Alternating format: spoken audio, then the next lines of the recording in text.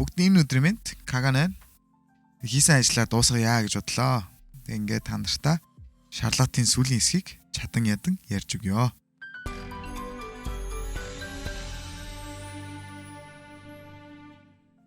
Ингээд аюумгийн хоолыг идсэн болохоор ч тэр юм уу? Юм маань энэхүү ямарлосоо гарч чаддаг. Юу ч буцаад гэртээ ирж амьдралаа дахин шинээр эхлүүлэхээр зоригш болно. Сургуулийн нэг өдөр болж сургуулаасаа таран гэртээ харих замдаа юу маань нэгэн хараагүй хүнтэй зүрх ба түүнийг үнэхээр өмнө таньдаг байсан мэт санагдаж түүнийг оройн хоолнд дурддаг. Гэтэл тэр хараагүй хүн маань Жин гэх хамтлагийн гоцлол дуучин байсан. Оройн хоолыг амтрхан эцгээс манай хоёр маань гарч ирээд юм ярих үед дуучин бүсгүй маань юугийн хоолойных нь өнгөөрл түүнийг үнэхээр гуниглсан маш олон зүйлийг давж туулсан гэдгийг мэдэн асуухад дүүгийнхээ үхлийн талаар түнд хэлдэг.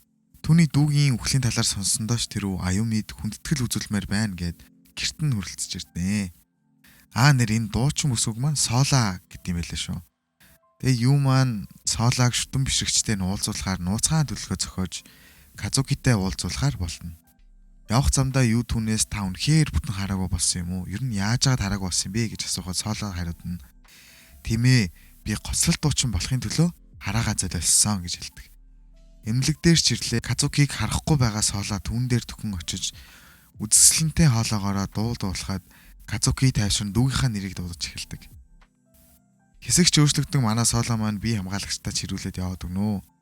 Наава үнийг мэдээд түүнд талархснаа илэрхийлэн маргааш нь уулзахаар болно. Юу Наава хоёр Жин хамтлагийн тоглолтыг үзэхээр явахдаа юу Нааваг анхудаа энгийн уцтай байгааг нь харна. Хөөхөн улаагаад авнаа. Соолаг дуулах үеэр юу өнгөрснөө санаж Аюумитай хамт нэгэн эмнэлэгт байгаа тусамж руугаа буцаж очиноо. Энэ дурсамжинд хамтдаа хоолн доожрлон зогсох үедээ тэр хоёр том ахыгаа дурсан түүний цаг хугацаагаар аялах чадвартай хоорондоо ярихад юу амжиж аюумыг ярихыг зогсооно. Энэ эмнэлэг бол чадaltaй хүүхдүүдээр туршилт хийдэг байгууллага. Юу дотроо өөрийнхөө хүч чадлыг хэрвээ эрдэмтэд мэдэгдчих юм бол түүний ах шиг түүнийгч бас аваад явах хаа гэж бодно. Яг тэр үед Кумигами гих нэгэн залуу тэр хоёр дээр нууцхан ирэн юуд телепати чадвартай хүн олсноо хэлдэг. Ингээд хоолны цагч дуусан аюумитэй цааш өрөөлөгөө явж байх үед харуулууд ирэн аюумыг түүнээс салгаад авч явна. Юуд тэдэнд аюуми бол чадаргүй та нар миний түгээр яах гээд байгаа юм бэ гэд орилтол цахилгаан борооходуулаад өрөөндөөс ирнэ. Асар хүчтэй газар хөдлөлт болон тэдний хэсгийг нүүлгэн шилжүүлнэ гих мэдээг сонсон гарах гэтэл түүний үүдэн дээр нэгэн цус улсан эрдэмтэн ирэн түүний дүүгийнх нь нураалт гих чадвар үнэхээр хүчтэй байсан. Хүчийг нь нээж өгсөний дараа өдөрдөж чадахгүй байсан учраас аюумыг устгасан гэж хэлдэг. Энэ мэдээг сонсомгцоо юу маань төлөвлөгөөгөө хэрэгжүүлэн өөрийнхөө жинхэнэ хүч чадрыг бидэндээ ил болгоно. Энэ бол хүний бид орохдоо орсон хүнийхэн хүч чадрыг хулгайлдаг чадвар. Юу шууд телепат чадвартай хүнээ хайж олон түүний чадрыг ч авч чадна. Түүний чадрыг авч байх үеэр харуулууд яг түүнийг буудах гэж байхад нэгэн бүсгийн хоолой тэднийг сатааруулан эргээд тартал охин тэднийг оюун ухаанаараа ухаан алдуулчихна гэсэн манай нөгөө охин маань өөрөө бас ухаан алдаад байна. Энэ үед юу ахтайгаа телепат чадраар холбогдсон түүнийг хайж байдаг. Юу ч ахтаа бүгдийг тайлбарлан түн рүү явж байх үед хортхийн газ тархаж түүний найз нь хан нэвтлээд гараад ирдэг. Тэр залуу юуг чадрыг маань аав гэж ятхан барахгүй үндсэн дээр ахих нь байгаа газар болох нөгөө талын хан руу нэвтүүлчихдэг. Ахыгаа хараад л юм шууд хүчийг нь авах тэр агшинд харуулууд жорж ирэн юу ухаан орно. Өрөөндөө Наавтай хамт байх ба юу басан талаар асуухад Наава түүнийг тоглолтын дундор ухаан алдсан гэж хэлдэг. Манай хоёр маань яг ярьж байх үеэр Кумигами тэдэн дээр ирэн юу аюумыг ахыгаа хүч чадрыг ашиглан аварч чадна гэдгийг тайлбарлан тэднийг дагуулж явна. Тэднийг дагуулж явсан нэг газар ирэх ба энэ бол нууц байгууламж. Мөн Шонсукигийн удирдлага доор ажилладаг газар юм. Шонсуки бол тэдний ах. Хэсэг өөрчлөгдөн юугийн ахих нь багын дурсамжууд гарan Кумигами болон Шонсуки нарын найзтай би танилцсанаа. Тэднийг Шичино, хан нэвтлэгч, Мидоки, оюун ухаанаараа бусдыг унтуулагч, даанч дараа нь өөрөө унтчихдаг. Маэдомари, хүрсэн хүнийхээ дурсамжийг арилгагч. Тэд бүгд нийлээд чадвартай хүүхдүүдийг цуглуулж эхэлнэ. Сүүлд нь Шонсуке тэдэнд бидэнд одоо хөрөнгө мөнгө хэрэгтэй. Тийм учраас би өнгөсөн рүү явж мөнгө олон дахин бүгдийг эхлэх хэмээн буцаж явахдаа өөрийнхөө хүчийн сул талыг анзаардаг. Энэ бол хүчээ хэрэглэх болгондоо хараагаа алдах. Баг багаар хараагүй болж байгаа Шонсүке 15 насныхаа төрсөн өдрийг маш олон удаа хийж байгаа нь юм. Энэ үеэр юу түүнээс та ямар ахлах сургуульд явахын гэх асуултнаас үүдэн Хашинама академиг байгуулсан байдаг. Гагцгүй энэ академид л тэд нар шиг чадвартай хүмүүсийг аварч чаднаа гэж хэлэн сүүлийн удаа дахин цаг хугацаагаар аялан хөрөнгө мөнгө эрх мэдэлгээд бүгдийг нь олж аван бараг л хараагүй болно. Ингээд Шонсүке маань сүүлийнхэн гуйлтыг найзуудаасаа гуйв. Түүний хоёр дүүгийнхэн дурсамжнаас өөрийгөө арилган бүх юм тодорхой болон юу ч өөрийнхөө хүч чадлыг үннийг олж мэдэн түүнд яаж буцаж явахыг хэлж өгөн юу маань цаг хугацааг хойшлуулна. Аюумиг халуураа твтэж байх тэр өдөр буцаж ирэн цаг алдалгүй бусаддаа Аюумигийн талаар хэлнэ. Энэ үед Нао юуг бүгдийг олж мэдсэнийг анзаарч чаддаг.